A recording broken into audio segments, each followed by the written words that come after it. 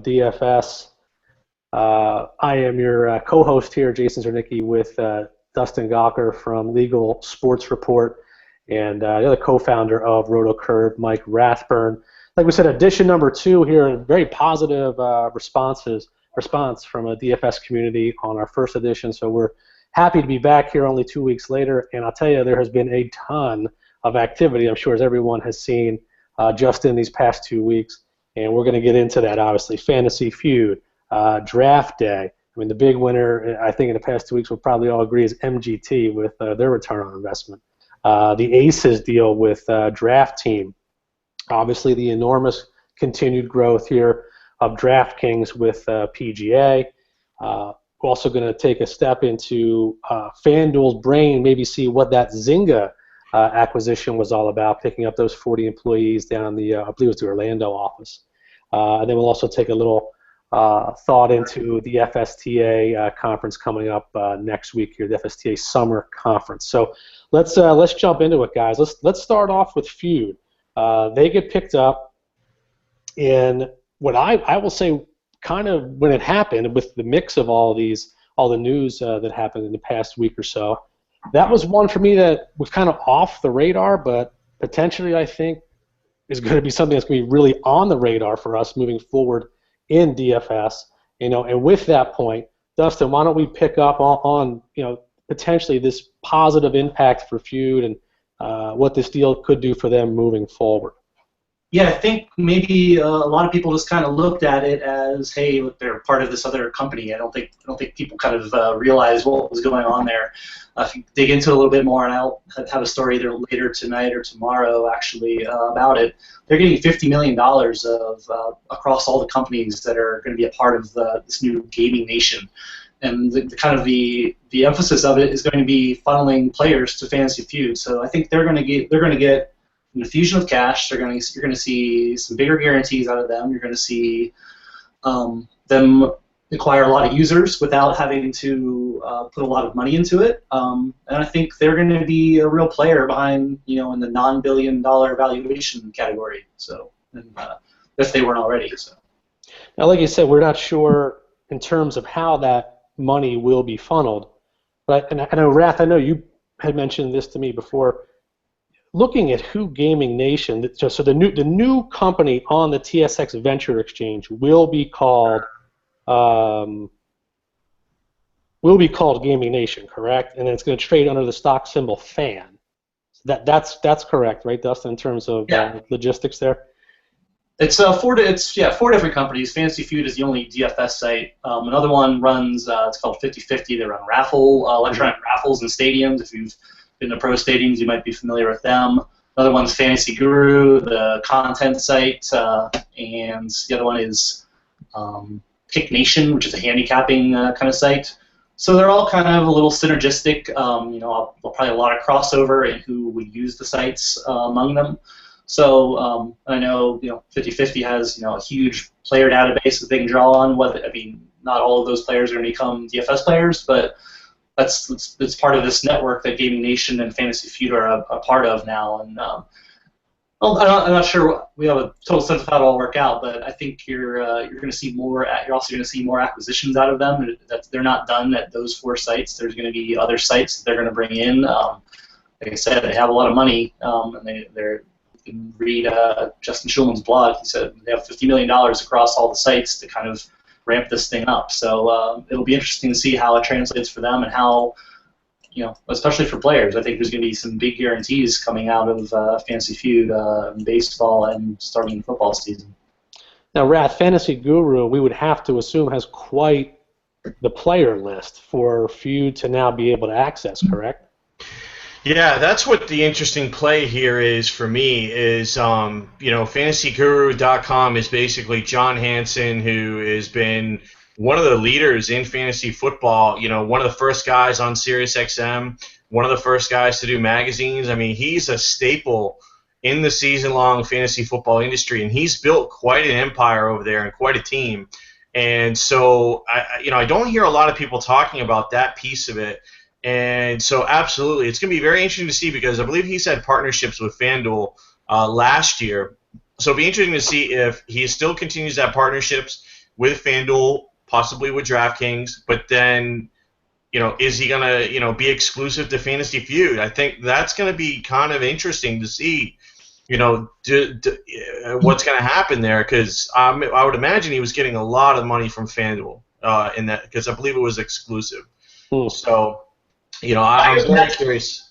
I gotta imagine they're going to be exclusive. I don't know that for sure. It's not something I talked to them about, but I mean, they're all part of the same company, so they're going to be. They want people signing up at Fantasy Feud. So I would imagine that's the way it's going to be. We'll obviously have to see when it actually. I mean, they're still in the transition phase here, so we'll have to see how it shakes out and see what their site looks like moving forward. But I mean, no matter what, this is a very positive event for Fantasy Feud. I mean, I have to tell you, and I may have even kind of leaned this way on the last state of DFS, that I really wasn't feeling great about Feud's future, and then for this to kind of happen the way it is, and for them to be able to have this kind of access to player reach, potential player reach, is really in a way. I know we use the term game changer way too much, but for a site who is fighting to be number 3 in the industry, this is big news, and it's, you have to give credit to Feud for hanging in here. I certainly privately I certainly was a critic, but this is the guts of it. This is when you hang in and you kind of wait for a deal, and it looks as if they're going to be rewarded in holding off and having now potential to grow the business and make a run at number 3. So kudos to them. Now, I do want to bring up one other question on this before we move to the other, call them consolidation acquisitions. To your point, Dustin, if you don't think they're done in terms of what Gaming Nation is doing to acquire more sites, my thought is maybe they're not going after DFS sites. They could be going after content sites potentially. Maybe is that kind of your thought there in terms of being able to go after a potential player pool? Yeah, I don't think it's going to be a network of DFS sites. I think it's all Fantasy Feud. I don't think it's consolidation in terms of DFS sites that provide contests. I think it's they're going to look for synergy in other like-minded businesses where you could find DFS players, and you buy the site, and then it's another easy access point to add to the player base. So I think content sites are the number one. It's 4 kind of different sites they are now, but I think content, handicapping, DFS content sites, those are the ones you're going to be looking at. Okay. Yeah, off the top of my head, I'm honestly not privy to what they're buying or what they're going to acquire, but they are. Absolutely. All right, so let's move into the so in summation, a very nice step forward here for Fantasy Feud, and obviously we wish them the best of luck with all this. Also, too, I'll bring this. Just going to plant this seed, so I'm going to bring it up a little bit more in a minute. Obviously, Gaming Nation will be traded on the TSX Venture Exchange in Canada. So publicly traded company. Don't get crazy about that yet when we say publicly traded. Did some research on the TSX Venture Exchange. We're going to talk about that in a minute. But first, let's jump into the Fantasy Aces deal with Draft Team. This, to me, looks like, in terms of synergy, this seems to be very, very good. Fantasy Aces has done an extremely good job of managing their initial two rounds of funding. I don't know if we call them official rounds, of whatever they had for funding. They've spent very wisely. Obviously, from what the rumor mill was, hey, that money was starting to wane down. I mean, not saying they were running out, but that money possibly was starting to wane down. So this deal comes at a very good time, has great future potential. Before it closes, the details of it mentions a $500,000 loan from Draft Team to Fantasy Aces while we wait for this deal to close. Seems like a good spot here. Looking at Aces position here moving into football, feels pretty strong. Dustin, I want to throw out, just give me your thoughts here on this Aces acquisition. Yeah, I think it's a good one too. I mean, I don't think you're going to get the cash infusion that you're going to see for Fantasy Feud, but it can't hurt to consolidate and get an infusion of cash. I mean, you probably know better than I about what their financial situation was, but they've obviously been running some pretty big contests and doing pretty well. You know, the live final, the $250,000 live final that they're running for baseball. They've gotten some pop from that, and you know, I think going into the football season, they got to think they're pretty well positioned to, you know, to do well there. They have really strong user base, get really good reviews from users, I think, and yeah, I think there's nothing to not like about that. I wonder if they're going to be looking at other smaller sites moving forward too as a possibility. We were talking last time about consolidation, and that's certainly a possibility. I think you're going to see. I really do think you're going to see more of that moving forward. Wrath, your thoughts on the Aces deal with Draft Team? Yeah, it's great for them. You know, obviously, I have been close to that situation a little bit. I have had a working relationship with them in the past. For those that don't know, so you know, it's good for them. They've done a great job, not only like you were saying as far as managing the cash, but they've done a great job building their product and really listening to the audience. I think that there's a reason why they're able to do a live event. And there's a reason why they got a lot more players over the last 12 to 18 months than some other sites, because they have a really, really nice product. Their rosters, their salary, everything that they do is pretty on point. I think the one thing that was lacking over there was the site did need somewhat of a makeover, and they just did that with Phase 1, and they're not done. So the site is still going to continue to be redesigned. They did, you know, kind of Phase 1. And I think that was really the one thing holding them back, and now they're going to move forward with it. So I'm a big fan of what they got going on over there. Like I said, I'm a big fan of the product and the team that they have over there. And there's a reason why over the last 18 months they've kind of gone from being at the bottom of that second tier to arguably being at the top of the second tier. Top of the first tier? Well, when I say second tier, I'm saying more, you know, DraftKings and FanDuel are the first tier, and then you know, we got 4 or 5 guys in that second tier. Gotcha. So the deal, Draft Team will be holding a meeting with the shareholders on August 1st.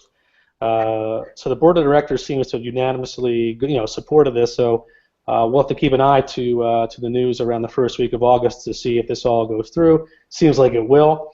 So mentioning that TSS Venture Exchange. So Gaming Nation now, you know, who'll be managing for you. They'll be on the TSS Venture Exchange in Canada. Fantasy Aces will now trade under the ticker symbol FA once this all happens on the TSS Venture Exchange. So we will now have 2 daily fantasy sites on an exchange here in Canada. So I went and said, well, what is this TSS Venture Exchange? You know, I mean, should we really, you know, start to get excited about publicly traded DFS sites? All right. So here's what we know about the TSS Venture Exchange. In this article, just from past December, it says the raw numbers are grim. The index is down a whopping 73% since March of 2011 and 80% from the high in 2007. Okay, so now, but hold on. So that doesn't sound great. But the companies that make up, or let's say maybe made up this TSS Venture Exchange, 70% of those stocks were in junior mining and energy plays. So companies who have just been absolutely destroyed over, say, the last 8 years. So I actually think if I'm somebody from the outside looking in and I'm reading about this TSS Venture Exchange, my first thought might be, oh, this is kind of like a garbage thing, publicly traded. But it seems to me as if the TSS Venture Exchange is kind of changing its face and the companies that are listed on that exchange. So maybe this is a type of thing where it's a nice buy low opportunity if you're looking at this exchange for the companies that are coming in now. We see 2 gaming companies joining this exchange compared to what we see in the past was 70% junior mining and energy plays.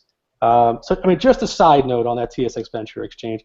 Just if you're looking for information on it, possibly changing their how they're recognized and the companies that are involved in that exchange here moving forward. All right, let's talk about MGT and Draft Day. MGT being acquired by Sport Tech. The first thing that jumped out to me, obviously, is the gaming experience of Sport Tech.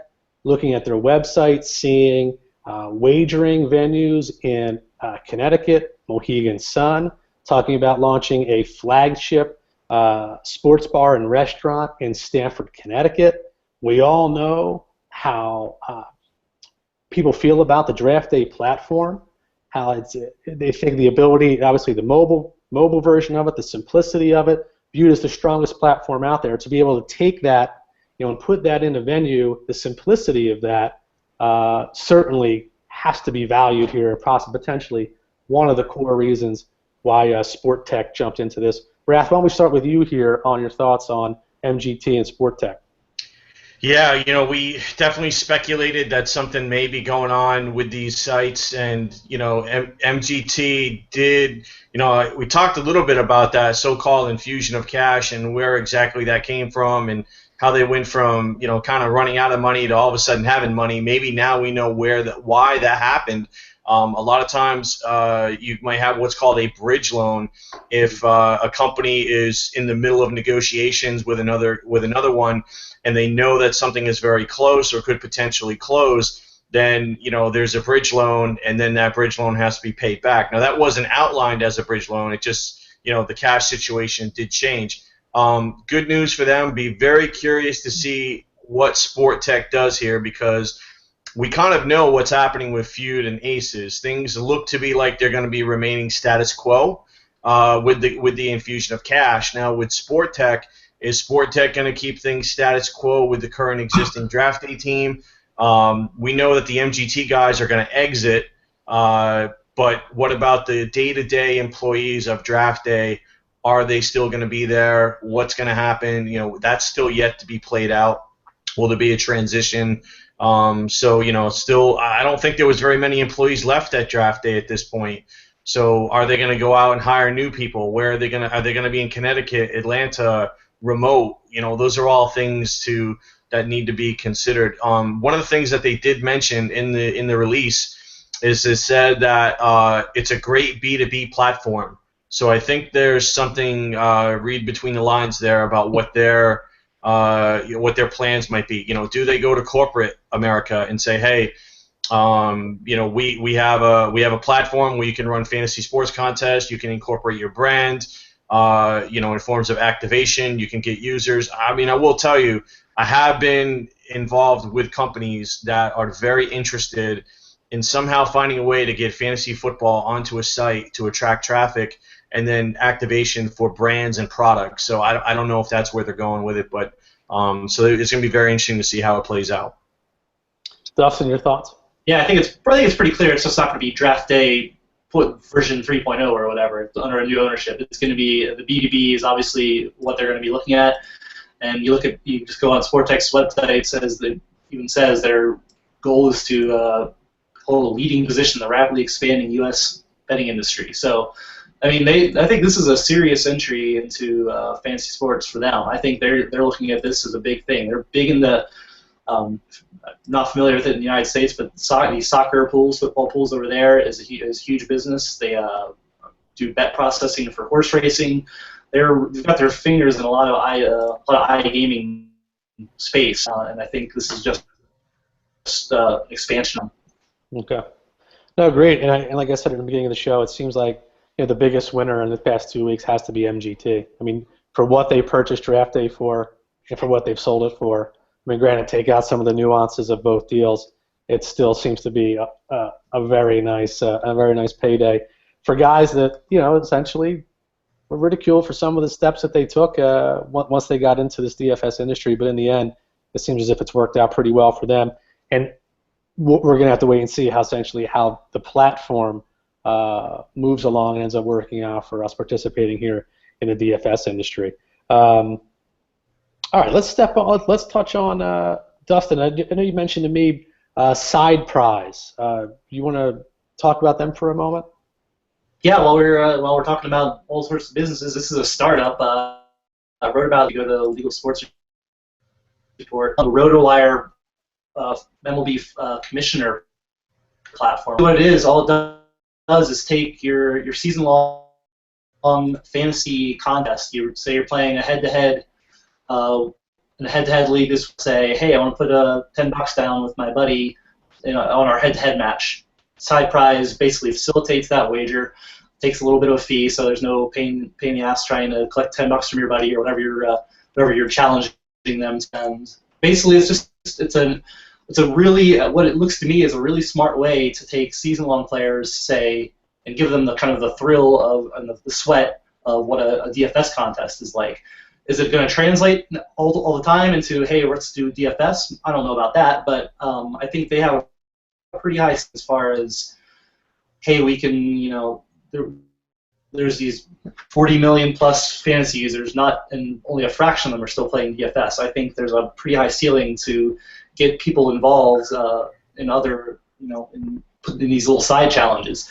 And right now it's just RotoWire, but it's going to be, I think they're looking at other platforms, and I think you're going to see out of them. I think you're going to see some announcements out of them in the coming weeks and months, and you're going to see them partnered with a lot of other sites eventually. When you say RotoWire, can you explain that partnership?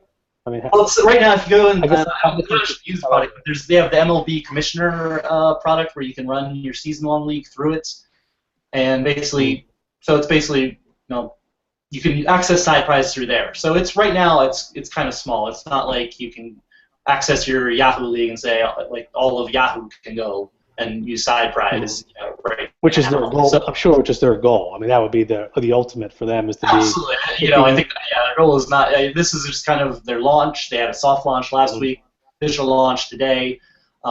So yeah, I think the goal is to be get in somehow have relationships with these big platforms, so you're have access to just millions and millions of more players. Yeah, so essentially be an app in a way on the Yahoo platform, the ESPN platform, CBS platform, which allows for the easy facilitation of these, quote, side bets with people within your league, in your season league. Yeah, that's how it works right now. It's basically when you go into the RotoWire product where you're running your season-long league, you have a sidebar that says, hey, do you want to challenge one of your friends? Everybody has to be signed up for it if you want to challenge them, but then it takes you to the side prize website and you set up the contest there, basically. So. Okay. So it sounds like, that's a heck of an obstacle, I think, to get over in terms of getting on those big ones, on the bigger platforms. But you never know. I mean, somebody told FanDuel and DraftKings a couple years ago the obstacles that they had to jump over. I'm sure a lot of people would have thought that couldn't happen either. But it certainly sounds like a new exciting combination, almost like a bridge between DFS and season long. So we'll see how that plays out. So that's some information there, guys, on side prize. All right, let's talk about no side prizes here. This is full prize, absolute domination by DraftKings right now.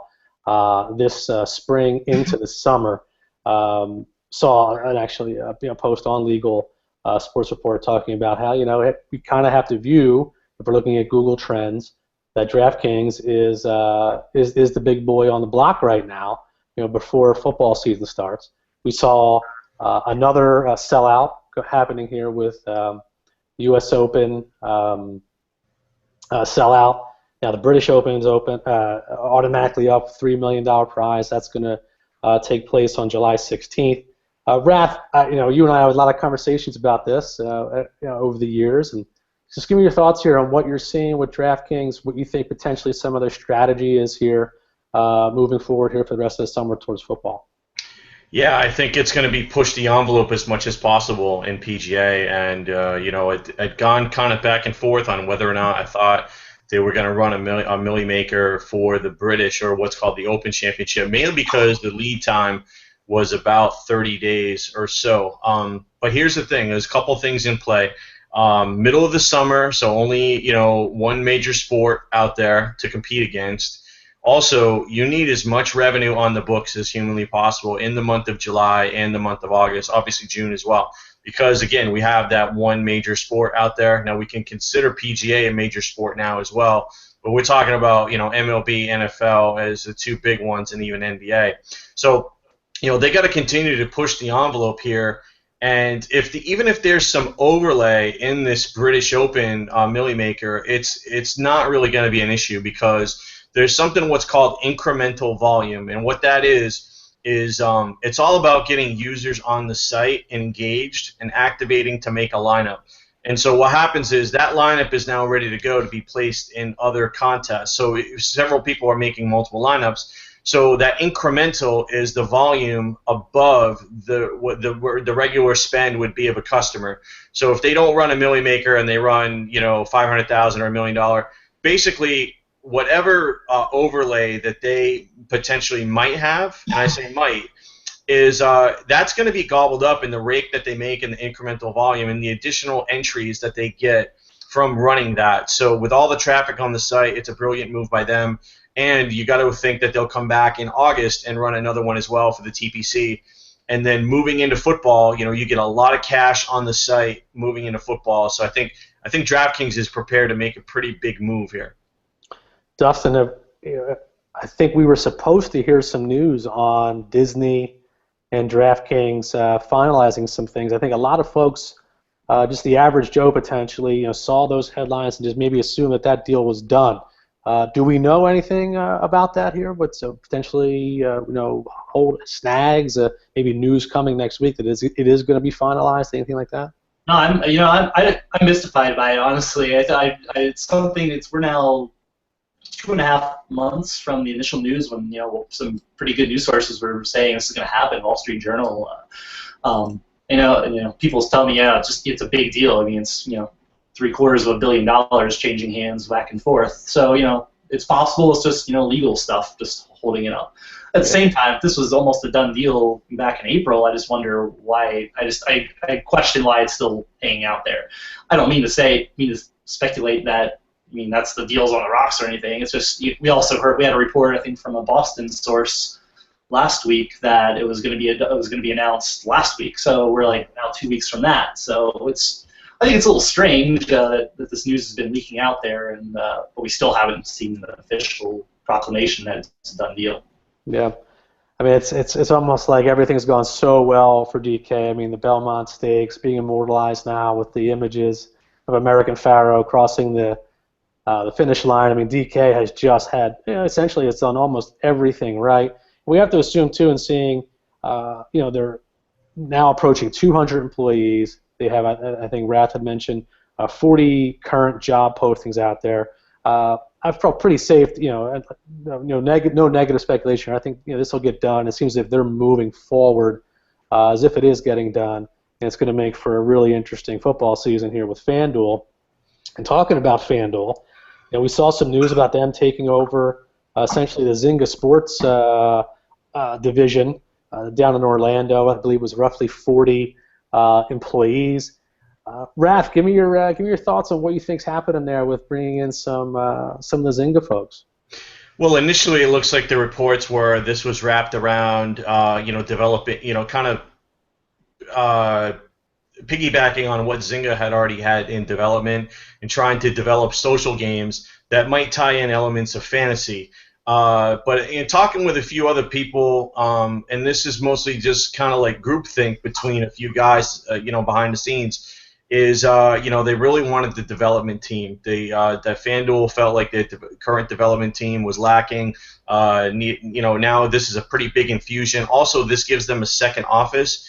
I think the location of Orlando was interesting, and the fact that they do have a pretty strong relationship with the Orlando Magic in play with the NBA. So I think that might have had a little bit to do with it as well. And, you know, now it's a lot of companies have offices in New York and Florida, and so now FanDuel does as well. So I think that, you know, there was a lot of things in play here. It wasn't just, hey, let's acquire developers or let's move into social. Let's, you know, I think there's all those things kind of wrapped into one. I'd be curious to see how quickly they move, because in the development world, things can take forever, and you can start burning a lot of cash. And that's kind of what happened with Zynga, is that they were burning a lot of cash, and just, you know, at some points, you know, you got to cut your losses. So, you know, we'll see. You got to imagine the overhead for that office is going to be pretty high, but you know, we'll see. We'll see. I think FanDuel had to take a shot in this spot, and they did. So we'll see how it goes. I mean, we may be talking a year from now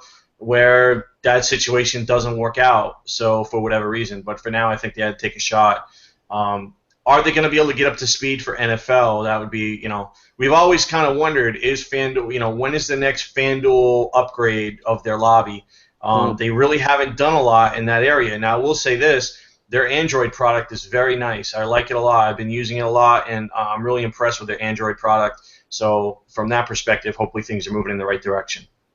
Dustin, could this be some posturing towards IPO, for FanDuel? Hey, let's make this type of acquisition of employees. Obviously, strengthens that area that maybe some people viewed as a weakness. Yeah, absolutely. Like Brad said, that I think the platform could use. There's a lot of up and coming sites that are lightly used that probably have better looking platforms than the big guys. So yeah, and obviously Zynga, the development team there, and Zynga Sports, they're making some good looking stuff. So I'd be like Raph, I'd be shocked if they're not using those guys in development. And yeah, whether it's a social media or not, I don't know. But yeah, just development and creating a slicker product for desktop would be, I think that's somewhere they're going. Yeah, we keep speculating about the IPO. It seems like FanDuel's been, other than that, has been pretty quiet. It's DraftKings in the news, and I still stand by. I think, and we even touched on it in Chris Grove's article about saying DraftKings is pretty much the biggest right now in the snapshot in time, but it could all change again once football season starts. There's, they have all those deals with the NFL teams, and I'm definitely not discounting that as far as its ability to move the needle for them. Yeah, I'm sure FanDuel absolutely just cannot wait for August and September to get here for the football conversation to start, based upon how things have, to your point, have been so pro DraftKings for the spring here into the summer. And speaking about summertime, it's the FSTA Summer Conference in New York City next week. Raph and I will be there. Dustin, you attending that conference? I will be there. All right, great. So all three of us will be there. So we'll of course have a drink, and Dustin will buy. I saw something reported this week. It looks like there's going to be a big, I guess we call it a study that's going to be released by FSTA that seems to be focusing on growth metrics, mobile utilization. Dustin, why don't you touch on that briefly for us?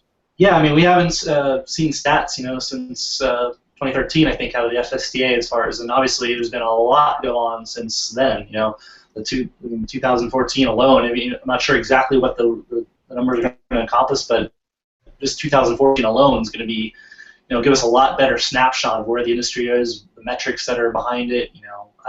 And they're the ones who are positioned to tell us. So I'll be super fascinated to see what the numbers are.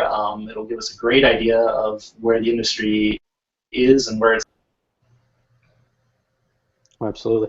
Raph, one of the things I think I noticed for sure, looking at the attendee list, it seemed to be the most populated, the highest attendance, projected attendance for people going to the FSTA that I'd seen in the essentially the 3 years that I've really been involved here in DFS. Your sponsors of sites kind of like RotoCurve and RotoGrinders and Fantasy Labs, like who haven't even launched yet. I'm not saying that those three sites are sponsors. I'm saying there's a site like that sponsored at FSTA who hasn't even launched yet. That certainly surprised me.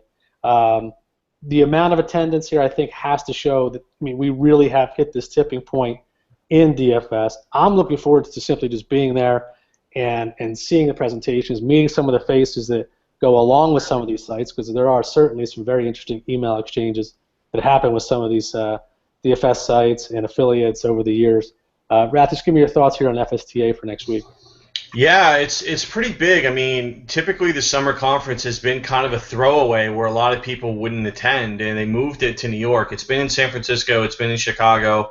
I think it's even maybe been in Atlanta or Orlando, but now they moved it to New York, so it's readily accessible to the majority of the industry that is on the East Coast or the Central Time Zone. So traveling in and out, it's going to be good. They put it on a Monday and Tuesday. I know there's some people that are criticizing that, but I think what they were trying to do there is get some people in for the weekend to come in Saturday, Sunday, enjoy the city. and then hit the conference on Monday, Tuesday when they have to go back home on Wednesday. So from that perspective, I can't really, kill them for that. I'm okay with it. It's worked out great for me. But yeah, the list of attendees is huge. Like I said, normally the summer conference is not heavily attended, and usually it's the winter conference in Vegas where everybody kind of gears up and at the beginning of the year. But with football, football is such a big piece of the sport. With DFS growing, this summer conference to me is probably more important now than ever before. Like you said, a lot more companies involved, getting into the space, content, platforms, DFS, you name it. So there's a lot of big boys that are going to be there. I think the NBA, somebody from the NBA is going to be there. You got Sports Business Journal, you've got CBS Sports, and you got some pretty big players that are going to be at this conference that normally would not have been there. Absolutely. So we will certainly be reporting on all the interactions, what we've seen, the news that comes out of FSTA when we're back here in probably roughly 2 weeks with another state of DFS. I don't know if in the next 2 weeks leading up to this show it's going to be as busy as what we were fortunate enough to have from the last show. But who knows? In DFS, you wake up one morning and Lord knows what's going to be on your Twitter feed. But that's what makes it so exciting. So, all right, guys, thanks again for making it another really fun and exciting state of DFS. Dustin, I will see you next week in New York City. Raph, as always, my friend, thank you for your time. That's edition number 2, guys, of State of DFS. Everyone, have a great night. We'll see you back here in 2 weeks.